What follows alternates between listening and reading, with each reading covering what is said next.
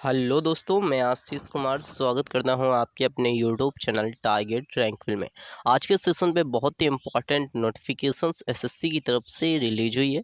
इसको लेकर के हम अच्छे से डिस्कस करेंगे। हिंदी टू इंग्लिश पीडीएफ आपकी होगी। और देखिए यहाँ पर डिस्कस जो करेंगे आपको इम्पॉर्टेंट देखना है कि क्या क्या इंपॉर्टेंट चीज़ें यहाँ पर डिस्कस होने वाली हैं, क्योंकि ये नोटिफिकेशन जो आपका आया है ये लेकर के आया है आपके एग्ज़ाम को लेकर के इस वजह से आया है, क्योंकि यहाँ पर जो एग्ज़ाम होने वाले हैं उसमें किस तरीके से आपका जो कह सकते हैं कि किस तरीके से आपको जाना है, किस तरीके से आपको एग्ज़ाम देना है, ये सारी चीज़ें इस वीडियो पे डिस्कस की जाएंगी। हर एक चीज़ को डिटेल में बताया जाएगा। और ये देखिए नोटिफिकेशन जो है आपकी कल की है, मतलब 21/7/2025 की डेट की आपकी नोटिफिकेशन रहने वाली है। तो देखिए ये नोटिफिकेशन है आपकी एसएससी की तरफ से नोटिफिकेशन रिलीज हुई है, जो कि आप नोटिफिकेशन देख सकते हैं। अब देखिए ये हिंदी फॉर्मेट में है, लेकिन ये इंग्लिश फॉर्मेट में है। इसके नीचे आपको हिंदी के फॉर्मेट में मिलेगा, लेकिन यहाँ पर देखिए इंग्लिश के फॉर्मेट में बताना थोड़ा वो कॉम्प्लिकेटेड हो जाता है, क्योंकि कुछ हिंदी मीडियम के जो छात्र होते हैं, कुछ क्या ज़्यादा हिंदी मीडियम के छात्र हैं, तो उन्हें समझने में प्रॉब्लम होती है। तो यहाँ पर हम हिंदी में बात करेंगे। तो देखिए ये पीडीएफ आप इंग्लिश में है, जो कि टेलीग्राम ग्रुप से आप जाकर के डाउनलोड कर सकते हैं, या फिर ऑफिशियल वेबसाइट पर जाकर के डाउनलोड कर सकते हैं। और हिंदी वालों के लिए ये टेलीग्राम ग्रुप में आपको पीडीएफ मिल जाएगी, वहाँ से जाकर के आप उसे डाउनलोड कर लीजिएगा। इसका लिंक आपको इसी वीडियो के डिस्क्रिप्शन बॉक्स में दे दिया जाएगा। तो देखिए यहाँ पर बताया गया है कि उम्मीदवारों के लिए सामान्य निर्देश यहाँ पर दिए गए हैं कि अभ्यर्थी की परीक्षा स्थल पर प्रवेश प्रमाण पत्र सहित सही कमीशन अनिवार्य रूप से साथ ले जाना चाहिए और दिए गए निर्देशों को पढ़ना चाहिए। तो उम्मीदवार को एक वैध फोटो पहचान पत्र मूल प्रति साथ लानी होगी। योग्य फ़ोटो पहचान पत्र निम्नलिखित में से, यहाँ पर देखिए अगर आपके पास पासपोर्ट है, आधार कार्ड है, ड्राइविंग लाइसेंस है, केंद्र सरकार, राज्य सरकार या सार्वजनिक क्षेत्र के उपक्रमों द्वारा कर्मचारियों को जारी किया गया सेवा पहचान पत्र है, विश्वविद्यालय, कॉलेज, स्कूल द्वारा जारी की गई आईडी कार्ड है, मतदान पहचान पत्र, पैन कार्ड है, रक्षा मंत्रालय द्वारा जारी पूर्व सैनिक की सेवानियुक्त पुस्तिका है, केंद्र सरकार, राज्य सरकार द्वारा जारी कोई अन्य फ़ोटो पहचान प्रमाण पत्र है, तो इनमें से कोई भी चीज़ आप लेकर के जा सकते हैं। अब देखिए यहाँ पर ये चीज़ें डिटेल में है। तीसरा पॉइंट है आपका फ़ोटो पहचान पत्र में वही जन्म तिथि, दिनांक, माह, वर्ष होनी चाहिए जो कि प्रवेश प्रमाण पत्र पर छपी हुई है। यदि प्रवेश प्रमाण पत्र में अंकित जन्म तिथि इनमें से नहीं है, तो उम्मीदवार को अपनी जन्म तिथि के प्रमाण के रूप में एक आंतरिक प्रमाण पत्र मूल रूप से लाना होगा। केवल मान्यता प्राप्त बोर्ड द्वारा ही जारी 10वीं कक्षा की अंक तालिका, केवल केंद्र सरकार, राज्य सरकार, सार्वजनिक क्षेत्र के उपक्रमों द्वारा जारी जन्म प्रमाण पत्र, श्रेणी प्रमाण पत्र आदि यहाँ पर देखे जाएंगे। प्रमाण पहचान पत्र जो प्रमाण पत्र है उसमें अंकित जन्म तिथि और जन्म तिथि, यहाँ पर जन्म तिथि और जन्म तिथि के समर्थक में लाए गए फोटो पहचान प्रमाण पत्र में विसंगति होने पर उम्मीदवार को परीक्षा में बैठने की अनुमति नहीं दी जाएगी। तो कहने का मतलब ये है कि अगर आपकी जन्मतिथि में प्रॉब्लम है, तो आप एग्ज़ाम देते समय यहाँ पर जो भी डॉक्यूमेंट्स हैं आपके, जैसे आपका 10th का मार्कशीट हो गया, आपका आधार कार्ड हो गया, या फिर आपकी जन्म प्रमाण पत्र हो गया, तो वो लेकर के आपको जाना है। जो भी आपकी उसमें जो आप फॉर्म भरते समय डेट ऑफ भरते हैं, डेट ऑफ बर्थ, उसी के हिसाब से आपको यहाँ पर डॉक्यूमेंट अपने लेकर के जाने हैं। और देखिए डॉक्यूमेंट इम्पॉर्टेंट होते हैं, क्योंकि अगर आप आधार कार्ड दिखा देते हैं, अगर आधार कार्ड में आपकी मिस्टेक है, तो आपके आधार कार्ड को देख कर के वो आपको रिजेक्ट कर देंगे। लेकिन अगर आप 10 की मार्कशीट ले जाते हैं, तो 10 की मार्कशीट अगर आपकी देखेंगे, आधार कार्ड कभी-कभी देखते हैं और साथ ही 10 की मार्कशीट भी देख लेते हैं, तो उसमें आप जाकर के दिखाएँगे, तो उसमें जो मिस्टेक होगी तो वहाँ पर आपको दिखेगी। तो अगर आपकी मिस्टेक नहीं है, तो आप एग्ज़ाम में बैठ सकते हैं। अगर आपकी मिस्टेक है जन्मतिथि में, तो आप एग्ज़ाम में बैठ नहीं सकते। ये इसका कहने का तात्पर्य है। तो ये इम्पोर्टेंट आपका यहाँ पर तीसरा पॉइंट हो गया। अब देखिए यहाँ पर हम चौथे पॉइंट की तरफ बढ़ते हैं। देखिए परीक्षा हॉल में प्रवेश के समय अभ्यर्थी की एक लाइव तस्वीर ली जाएगी।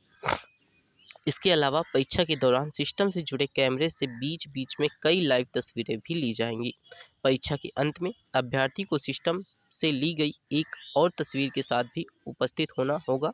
अभ्यर्थी को यह सुनिश्चित करने की सलाह दी जाती है कि यदि तस्वीर उसके पूरे चेहरे को अच्छी तरह से ढक ढकते हुए ली जाए, तो अभ्यर्थियों को अपनी बैठने की मुद्रा इस प्रकार बनाए रखनी होगी कि परीक्षा के दौरान उसका चेहरा वेबकैम के स्पष्ट रूप से दिखाई दे। यदि कोई अभ्यर्थी उपयुक्त नियमों का पालन नहीं करता तो उम्मीदवारी रद्द कर दी जाए। तो यहाँ पर कहने का तात्पर्य यह है कि यहाँ पर आपको जो है जाते समय भी आपको कैमरा से फेस करना पड़ सकता है, क्योंकि कैमरा आपका सामने होगा और साथ ही जिस आप कंप्यूटर में बैठेंगे उस कंप्यूटर में एक वेब कैमरा लगा होगा, जो आपकी हर बीच बीच में आपसे जो तस्वीरें हैं वो आपसे लेता जाएगा।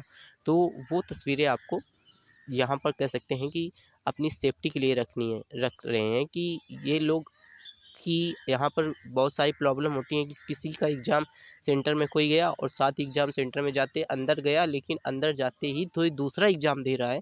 तो इस वजह से यहाँ पर ये सिस्टम लाया गया है कि जो भी है सामने अगर कैमरे के बैठा है तो उसकी बार-बार तस्वीर ली जाएगी, जिससे कि स्पष्ट हो जाएगा कि वही पेपर दे रहा है। इसको लेकर के बहुत ही अच्छी यहाँ पर अपॉर्च्युनिटी दिख रही है।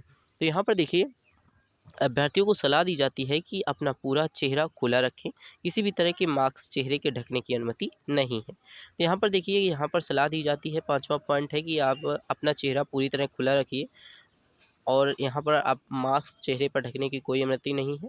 अगर विकलांग है तो विकलांग अभ्यर्थियों के लिए दिशा निर्देश दिए गए हैं।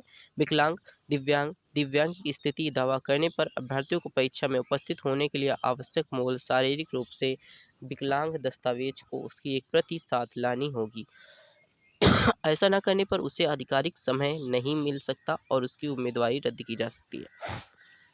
तो देखिए, विकलांग लोगों के लिए यहाँ पर बताया गया है कि अगर कोई विकलांग है तो वहाँ पर उसको दस्तावेज़ जमा करने होंगे। दस्तावेज़ जमा करने होंगे तभी वो एग्ज़ाम में उसको ज़्यादा टाइम दिया जाएगा। ज़्यादा टाइम के साथ ही साथ उसको जो भी फैसिलिटीज़ होती है विकलांग के लिए, वो सारी फैसिलिटीज़ उसको दी जाएँगी। तो यहाँ पर ये बात इम्पॉर्टेंट है। अब इसी के साथ देखिए, यहाँ पर सेकंड पॉइंट दिया है, थर्ड पॉइंट और फोर्थ पॉइंट यहाँ पर दिए गए हैं। तो यहाँ पर दिया गया है कि यदि पात्र विकलांग अभ्यर्थी प्रति घंटे 20 मिनट के पदपूर्त समय और लेखन की सहायता के हकदार होते हैं, मतलब 20 मिनट आपको समय ज़्यादा दिया जाएगा other to comparison other student के, आपको ज़्यादा यहाँ पर 20 मिनट का समय मिलेगा। देखिए, अंधेपन और मस्तिष्क पक्षपात के प्रभावित उम्मीदवारों के अलावा विकलांगजन उम्मीदवार जिन्होंने अपने आवेदन पत्र में लेखक की सुविधा और या फिर परिपूरक समय का विकल्प चुना है, उसे लेखक की सुविधा प्राप्त करने के लिए परीक्षा की चुनाव में अनुलंबन के अनुसार फर्स्ट के अनुसार प्रमाण पत्र प्रस्तुत करना होगा। अगर कोई विकलांग ज़्यादा ही विकलांग है, अगर लिख नहीं सकता, माउस नहीं चला सकता, तो उसे क्या करना होगा, वहाँ पर आपको एक जो आपके साथ एक जो जाएगा व्यक्ति, उसके साथ ही आपको वहाँ पर जाना होगा और आपके डॉक्यूमेंट के हिसाब से उस छात्र को आपके साथ बैठाया जाएगा और आपकी यहाँ पर कह सकते हैं कि आपकी सिक्योरिटी को अच्छा रखा जाएगा, ताकि आप जो भी क्वेश्चन अच्छी तरीके से करें तो आप वो अपने दिमाग से ना करें, आपके दिमाग से वो उसमें टिक लगाए। तो इस तरीके से यहाँ पर बताया जाएगा। अब देखिए, यहाँ पर है विकलांग दिव्यांग उम्मीदवारों के लिए नियुक्त लेखक इस परीक्षा का उम्मीदवार नहीं होना चाहिए, अन्यथा दोनों उम्मीदवारों की उम्मीदवारी रद्द कर दी जाएगी। तो यहाँ पर बताया गया है कि नियुक्त लेखक इस परीक्षा का उम्मीदवार नहीं होना चाहिए।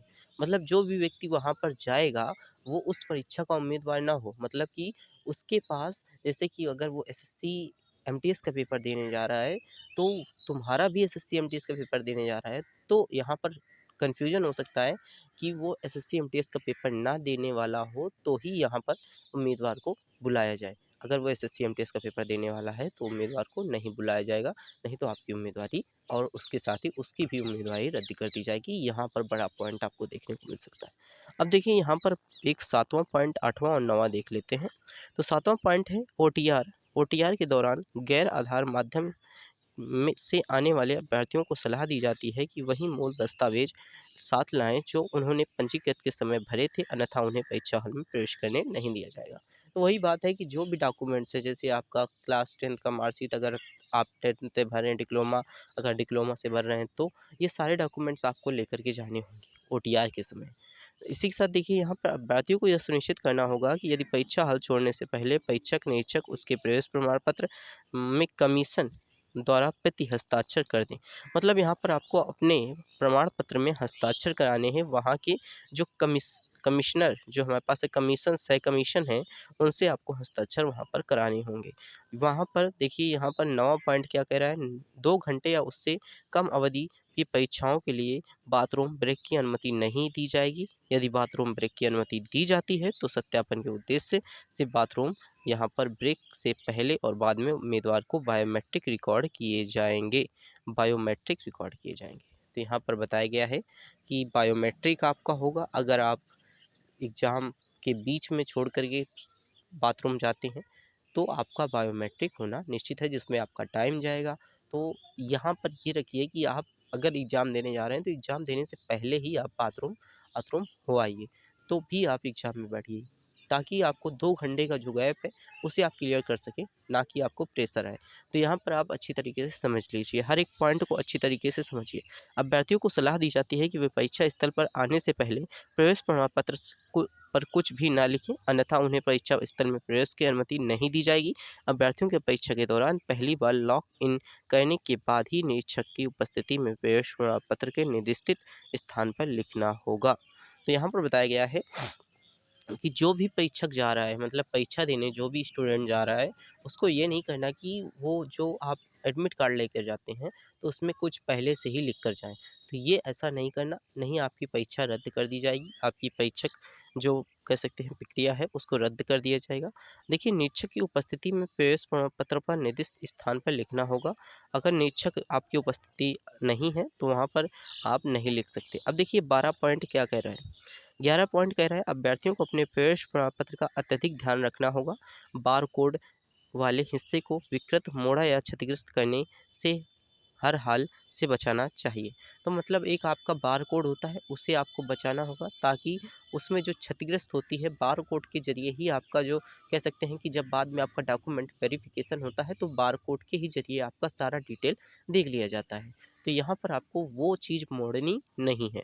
अभ्यर्थियों को सलाह दी जाती है कि प्रवेश प्रमाण पत्र रिपोर्टिंग प्रवेश समय के अनुसार दर्शाए गए समय स्लॉट के अनुसार परीक्षा स्थल पर पहुँचे। तो यहाँ पर बताया गया है कि आपको परीक्षा देते समय वहाँ पर समय से पहले ही पहुँच जाना है, और कोशिश कीजिए कि समय से पहले पहुँचे, कम से कम 1 घंटे समय से पहले पहुँचे, कोशिश कीजिएगा। अभ्यर्थियों को ध्यान रखना चाहिए कि प्रवेश समाप्ति समय के बाद गेट बंद किए कर दिए जाएंगे और किसी भी परिस्थिति में किसी भी अभ्यर्थी को परीक्षा स्थल में प्रवेश करने की अनुमति नहीं दी जाएगी। तो इसीलिए कह रहे हैं कि समय से पहुँचिए, ताकि आप अगर एग्ज़ाम देने गए हैं तो एग्ज़ाम दे सकें। नहीं तो आप अगर आपको गेट बंद हो जाता है तो गेट बंद होने का समय वहाँ पर दिया होता है, अगर उस समय गेट आपका बंद हो जाता है तो आपको अंदर नहीं घुसने दिया जाएगा। ये इंपॉर्टेंट पॉइंट आपका है। अभ्यर्थी अपनी पानी की बोतल स्वयं ले सकते हैं, बशर्त है कि आपकी बोतल जो हो वो पारदर्शी हो, यहाँ पर बताया गया है। अब देखिए यहाँ पर 15 नंबर पॉइंट क्या कहता है। 15 नंबर का पॉइंट कहता है किसी भी अभ्यर्थी को परीक्षा समय समाप्त होने से पहले परीक्षा अधिकारियों की अनुमति के बिना किसी भी कारण से परीक्षा की प्रयोगशाला छोड़ने की अनुमति नहीं दी जाएगी। एक बार कोई अभ्यर्थी बिना अनुमति के प्रयोगशाला छोड़ देता है तो परीक्षा अधिकारियों द्वारा परीक्षा में उपस्थित न होने पर उसे परीक्षा प्रयोगशाला से पुनः प्रवेश की अनुमति नहीं दी जाएगी तथा उसकी उम्मीदवारी रद्द कर दी जाएगी। तो यहाँ पर कहा गया है कि आपको यहाँ पर बीच में ही छोड़ करके नहीं चले जाना, नहीं तो आपकी उम्मीदवारी रद्द कर दी जाएगी। जब तक निरीक्षक नहीं कहता कि आप जाइए, आपका एग्ज़ाम हो गया, तब तक आपको छोड़कर नहीं जाना है। तो बहुत ही कड़े कानून यहाँ पर लागू किए गए हैं। तो यहाँ पर कुछ लोगों के लिए फ़ायदे भी हैं, जो भी स्टूडेंट पढ़ते हैं उनके लिए फ़ायदा है, जो पढ़कर भी नहीं जाते तो उनके लिए तो नुकसान ही है, ये समझ लीजिए। यहाँ पर देखिए 16 नंबर, अभ्यर्थियों को केवल प्रवेश प्रमाण पत्र के निर्दिष्ट स्थल पर ही परीक्षा की बैठने की अनुमति दी जाएगी। अभ्यर्थियों को सलाह दी जाती है कि परीक्षा स्थल में कम से कम 1 दिन पहले पहुँच जाएं, ताकि परीक्षा तिथि पर समय पर परीक्षा स्थल पर पहुँच सकें। जो भी दूर दराज के स्टूडेंट होते हैं वो देर से पहुँचते हैं, तो जिससे गेट बंद हो जाता है। तो यहाँ पर यह बताया गया है कि ताकि आप 1 दिन पहले पहुँचे, तो जहाँ पर जैसे जाम वाम लग जाता है तो आपको जाम वाम में फंसे नहीं, ताकि आप समय से पहुँचे। तो इस वजह से कहा गया है कि परीक्षा स्थल में 1 दिन पहले ही पहुँच जाए, ताकि आप एग्ज़ाम को अच्छी तरीके से दे पाएँ। तो देखिए शाम वालों के लिए तो प्रॉब्लम नहीं होती, क्योंकि शाम वाले जो छात्र होते हैं वो सुबह निकल लेते हैं तो शाम तक आ जाते हैं। लेकिन वो जो सुबह वाली प्रॉब्लम होती है, तो वो सुबह वाली प्रॉब्लम में छात्र 1 दिन पहले ही आ जाएँ, ताकि सुबह प्रॉब्लम में ना फँसे। तो यहाँ पर ये बताया गया है। अब देखिए 18 नंबर पॉइंट क्या कहता है, अभ्यर्थियों को यह सुनिश्चित करना होगा कि एक से अधिक बार परीक्षा में ना बैठें, अन्यथा ऐसी स्थिति में उम्मीदवार रद्द कर दी जाएगी और उनके विरुद्ध उचित कार्यवाही की जाएगी। तो परीक्षा में एक से अधिक बार ना बैठें, यहाँ पर यह बताया गया है। उम्मीदवारों की उम्मीदवारी पूर्णतया अंतिम है। सलाह दी जाती है कि उम्मीदवार यह सुनिश्चित कर लें कि प्रपत्र के सभी शर्तें पूरी करते हों। यदि किसी भी स्तर पर पाया जाता है तो कोई उम्मीदवार प्रपत्र की शर्तें पूरी नहीं करता तो उसकी उम्मीदवारी रद्द कर दी जाएगी। तो यही कहा गया है कि जो भी शर्तें आपकी हैं सारी लागू हैं, अगर आप नहीं करते तो आपकी उम्मीदवारी रद्द कर दी जाएगी।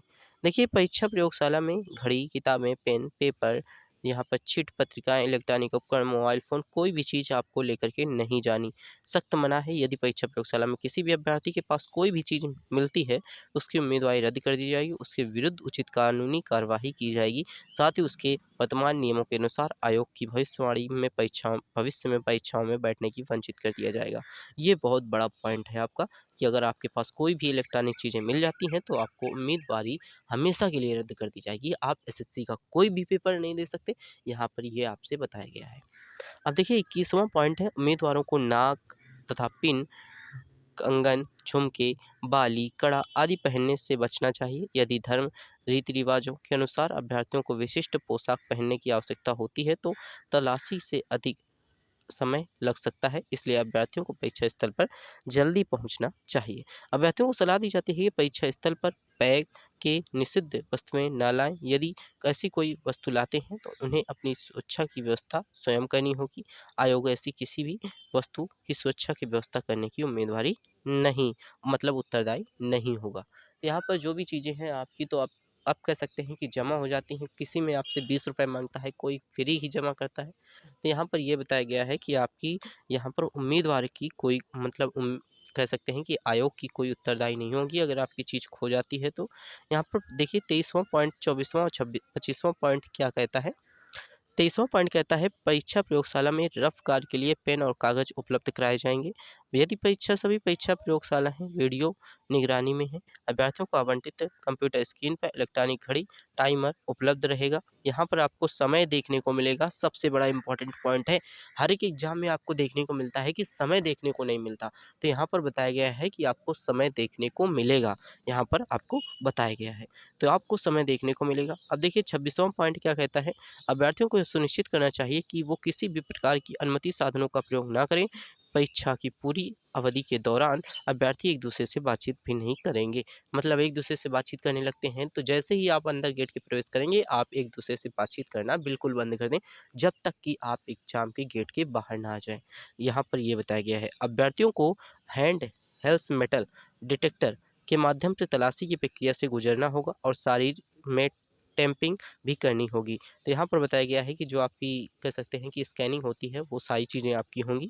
अभ्यर्थियों को परीक्षा पदाधिकारियों जैसे केंद्र प्रबंधक निरीक्षक द्वारा किए गए निर्देशों का पालन करना होगा। जो भी वहाँ पर निर्देश आपको दिए जाएंगे वो सारे आपको पालन करने होंगे। अब देखिए, यहाँ पर 29वां पॉइंट क्या कहता है, 30वां पॉइंट है और 31वां पॉइंट है। तो देखिए, 29वां पॉइंट कहता है, अभ्यर्थियों को यह सुनिश्चित करना चाहिए कि प्रवेश प्रमाण पत्र, सत्र कमीशन प्रति पर स्पष्ट बाएं अंगूठे का निशान अपनी लिखावट में प्रमाण पत्र वितरण पर हस्ताक्षर प्रदान करें। मतलब आपको बाएं हाथ से हस्ताक्षर अंगूठा लगाना है, आपको बाएं हाथ का, जो कि कह सकते हैं आपका फिंगर वहां पर स्कैन होता है, तो आपको बाएं हाथ का अंगूठा लगाना है, ना कि दाएं हाथ का। ये भी इम्पोर्टेंट है आपका। अब देखिए, यदि कोई अभ्यर्थी परीक्षा में संचालन में बाधा डालता है तो परीक्षा स्थल में गड़बड़ी फैलाता पाया जाता है तो उम्मीदवारी काल रद्द कर दी जाएगी।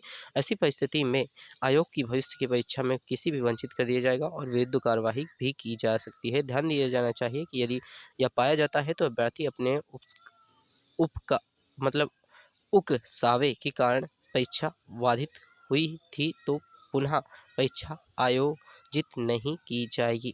तो मतलब अगर कोई भी प्रॉब्लम आप करते हैं, मतलब कह सकते हैं कि वहाँ पर जब आपके कोई भी प्रॉब्लम हो जाती है तो आयोग कह रहा है कि यहाँ पर दोबारा एग्ज़ाम नहीं रिकंडक्ट कराया जाएगा, आपका वही एग्ज़ाम होगा, दोबारा आपका एग्ज़ाम नहीं रिकंडक्ट कराया जाएगा। ये आपका इसका कहने का तात्पर्य है। और देखिए, 31वां पॉइंट क्या कहता है। 31वां पॉइंट है, यदि परीक्षा निर्धारित समय से शुरू नहीं होती तो यह तकनीकी खराबी या अन्य कारण के बीच में एक रुक जाती है तो उम्मीदवारों को परीक्षा अधिकारियों के निर्देशों का पालन करना चाहिए। समस्या के उचित समाधान होने पर उन्हें धैर्यपूर्वक प्रतीक्षा करनी पड़ सकती है। आयोग इस मामले में उचित कार्यवाही और निर्णय लेगा जो कि अंतिम होगा और परीक्षा पूरी न होने पर स्थिति पर उम्मीदवारों को बाध्यकारी होगा। मतलब यहाँ पर बताया गया है कि अगर आपका कह सकते हैं कि तकनीकी खराबी आ जाती है, अगर उसका तुरंत हल नहीं निकलता, तो आपको दोबारा पेपर यहाँ पर परीक्षा पूरी ना होने की स्थिति में आपको उम्मीदवारों की बाध्यदारी होगी, मतलब उम्मीदवार ही यहाँ पर बाध्यधारी होंगे। यहाँ पर बताया गया है कि आप दोबारा आपका एग्ज़ाम रिकंडक्ट कराया जाएगा। अभ्यर्थियों को आश्वासन दिया जाता है कि किसी भी कारण से परीक्षा में व्यवधान होने पर वो बड़ी से छोटी तकनीक खराबी पर सर्वर की धीमी गति आदि के खराब होना आदि किसी भी परिस्थिति में परीक्षा का समय नहीं खोएगा, जिससे वे हकदार हैं। मतलब यहाँ पर परीक्षा का समय नहीं खोएंगे। यहाँ पर बताया गया है कि अगर आपकी सर्वे कोई भी तकनीकी प्रॉब्लम नहीं आएगी, उनकी तरफ से कोई भी तकनीकी प्रॉब्लम नहीं आएगी और वे परीक्षा का समय नहीं खोएंगे, जिससे कि वे हकदार हैं। तो यहाँ पर ये बताया गया है। अब देखिए यहाँ पर क्या बताया जा रहा है, 33वां, 34वां और 35वां, टोटल 35 पॉइंट आपके हैं। अभ्यर्थियों को सलाह दी जाती है कि यदि उन्हें परीक्षा में दौरान कोई अनियमितता दिखाई दे, तो आयोग से संबंधित क्षेत्रीय कार्यालय को सूचित करें और अभ्यर्थियों को पहचान गोपनीय रखी जाएगी। यदि कोई अभ्यर्थी नशे की हालत में पाया जाता है, तो परीक्षा स्थल पर प्रवेश नहीं दिया जाएगा। यहाँ पर दिया गया है पहले ही कि अगर कोई विद्यार्थी नशे में है, तो वहाँ पर परीक्षा में बैठने की अनुमति नहीं दी जाएगी। किसी भी संदेह या स्पष्टीकरण के मामले में उम्मीदवार को सलाह दी जाती है कि वे व्यक्तिगत रूप से या प्रवेश प्रमाण पत्र में उल्लिखित हेल्पलाइन नंबर के माध्यम से आयोग से संबंधित क्षेत्रीय कार्यालय से संपर्क कर सकते हैं। तो यहाँ पर आपके लिए ये पॉइंट नहीं है, यहाँ पर आपके लिए ये पॉइंट नहीं है। अब देखिए यहाँ पर अगर आपने सारे पॉइंट अच्छे से समझ लिए, तो आपको ये पीडीएफ टेलीग्राम ग्रुप पे डाल दी जाएगी। वहाँ से आप जितनी बार चाहें रीड कर सकते हैं। तो देखिए इसके लिए अगर आप चैनल पर पहली बार विजिट हुए हैं, चैनल को सब्सक्राइब करते चलिएगा और अपने दोस्तों के साथ इस चीज़ को ज़्यादा से ज़्यादा शेयर कीजिए, ताकि उन्हें भी ये सारी चीज़ें पता चल सकें। और साथ ही देखिए इंग्लिश मीडियम, हिंदी मीडियम दोनों चीज़ों में यहाँ पर आपको पीडीएफ प्रोवाइड कर दी जाएगी टेलीग्राम में। वहाँ से जाकर के आप डाउनलोड कर लीजिएगा और साथ ही टेलीग्राम ग्रुप भी ज्वाइन कर लीजिएगा, क्योंकि उसमें आपकी जो इंपॉर्टेंट नोटिफिकेशन है जॉब से रिलेटेड, वो सारी पड़ती रहती हैं। तो इसी के साथ thanks for watching this video.